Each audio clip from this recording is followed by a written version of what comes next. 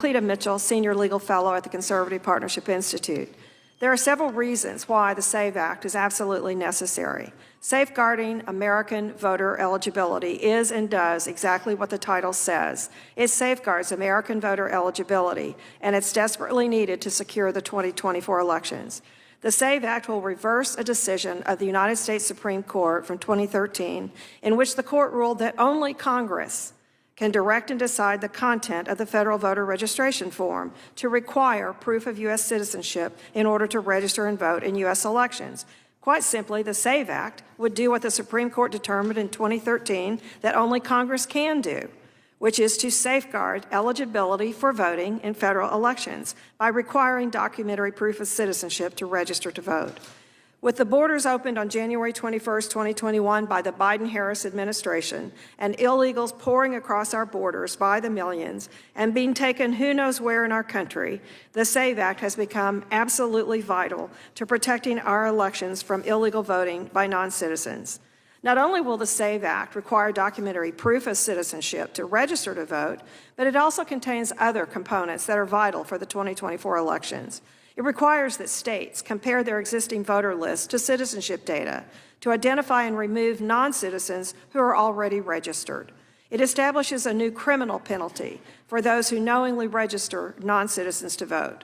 It requires federal agencies to make available to the states at no cost citizenship data in order that state and local election offices can, in fact, confirm citizenship of persons registered or seeking to register.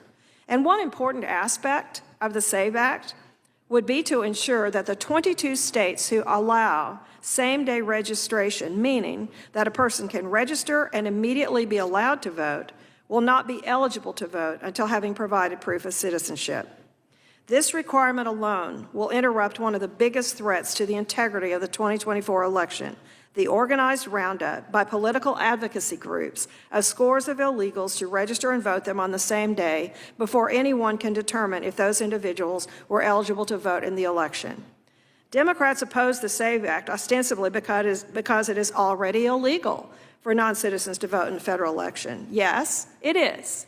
And it is also illegal for millions of people to swarm across our borders without documentation, but nonetheless, this administration, under border czar Kamala Harris, has adopted just such a policy of opening the door and letting anyone and everyone into our country illegally, already against the law.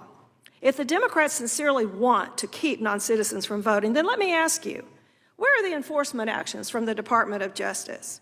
Where are the memos to U.S. attorneys across the nation warning about potential violations of the prohibitions on non-citizen voting? Where is the FBI hotline to report suspicious registrations of illegals? When is the Merrick Garland press conference announcing that it's illegal for non-citizens to register and vote in the election and violators will be apprehended, prosecuted, and deported? Did I miss that public education campaign? I must have, because it doesn't exist. The Democrats' plan for 2024 is to change the electorate.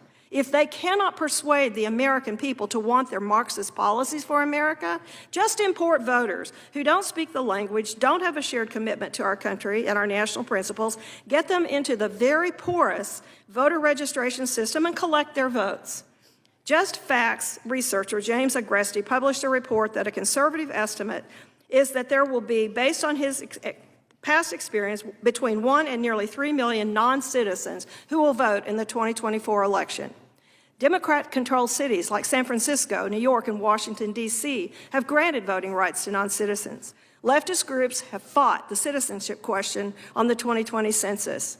Every Democrat in Congress voted against putting the citizenship question back on the census. Every Democrat in Congress also voted no to apportioning U.S. House seats based on citizenship instead of population. Why? Because California would have lost 4 U.S. House seats in 2010 and 3 more in 2020 if only citizens had been counted for apportionment of the U.S. House. That's not only U.S. House seats, that's 7 electoral votes for the Democrats. It's why Democrats voted no on reversing the decision of the District of Columbia to allow non-citizens to vote. For Democrats, non-citizens are their future political base. Please do the right thing. Pass the SAVE Act. Save our elections. Save our country. Thank you. Thank you, Ms. Mitchell. as much as I hate to do this because it's going to cut off Ms. Centeno, I think we need to get over to the floor and vote. So I'm going to apologize profusely, but you get more time to prepare, and we look forward to hearing your testimony. So we will stand in recess while we go to the floor. Thank you all very much.